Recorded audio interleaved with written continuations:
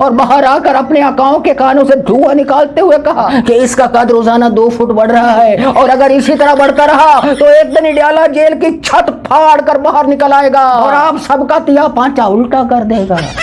اور اب ہماری اطلاع کے مطابق اس دانشور نے مردانہ طاقت کی دوائیں بنانا چھوڑ دی ہیں اور بڑھتے قد کو روکنے کی دوا بنانے لگا ہے۔ سجنوں بیلیوں متروں سہیلیوں، ادھر بلہ مل گیا اور ادھر لندن پلین ہل گیا، خوشیوں والا گھر ماتم میں بدل گیا۔ دھاڑے مار کے کئی نوری نے روئی، مہجبی نے روئی، نازک اندام نازنی نے روئی، سسٹم کی گود میں بیٹھے بچے جمہوروں کی ساری ٹیمیں روئی۔ جو الیکشن سے پہلے ہی اپنی جیت کے ڈھول پیٹ رہے تھے وہ اپنی چھاتیاں پیٹنے لگے۔ پشاور ہائی کورٹ کا نشانہ لے کر دلتیاں مارنے لگے، جس پر چھوٹے وارداتیوں نے پرلے درجے کے وارداتیوں کو دلاسا دیتے ہوئے کہا کہ اے علی حضور آپ کا اقبال بلند ہو، نیل کے ساحل سے لے کر تاب خاک کاشغر تک کی ساری طاقتیں آپ کے ساتھ ہیں، مگر پھر بھی تو ایک بلے کو دیکھ کر کانپ رہا ہے، ہانپ رہا ہے۔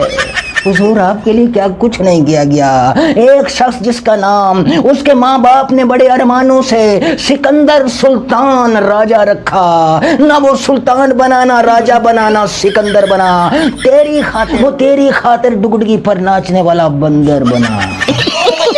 جی ہاں، اب ان کے لیے الیکشن کا میدان نہیں رہا، ایک آگ کا دریا ہے اور انہیں ڈوب کے جانا ہے۔ اس لیے جو بچے جمہوری الیکشن لڑنے کے لیے اپنے لیے محفوظ حلقے ڈھونڈ رہے تھے اب الیکشن سے بھاگنے کے لیے محفوظ راستے ڈھونڈ رہے ہیں، کیونکہ باوجود مار پیٹ کے، ڈنڈوں کے، اوچھے ہتھ کنڈوں کے، دھونس کے، دھتکار کے،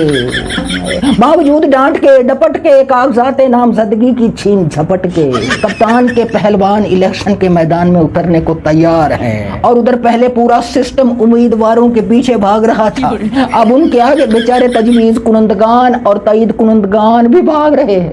پہلے بیچارے امیدوار اکیلے چھپ رہے تھے، اب ان کے ساتھ ان کے تجویز کنندگان اور تائید کنندگان بھی چھپتے پھر رہے ہیں۔ سجنوں بیلیوں متروں سہیلیوں، ادھر ایک دانشور کے دماغ میں عمران کے بوس کا کیڑا ایسا لگا جو اس کے اندر کی دانشوری کو، صحافت کو، صداقت کو، سوچنے سمجھنے کی ساری صلاحیت کو چاٹ گیا، جس کے بعد منافقت اس دانشور کی نسوں میں لہو بن کر دوڑنے لگی۔ پھر اس دانشور نے دوڑ لگائی اور اڈیالہ جیل میں گھس گیا اور وہاں ایک قیدی کا قد ناپنے لگا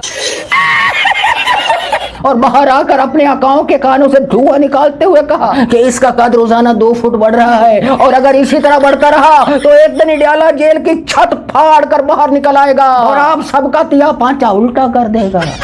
اور اب ہماری اطلاع کے مطابق اس دانشور نے مردانہ طاقت کی دوائیں بنانا چھوڑ دی ہیں اور بڑھتے قد کو روکنے کی دوا بنانے لگا ہے۔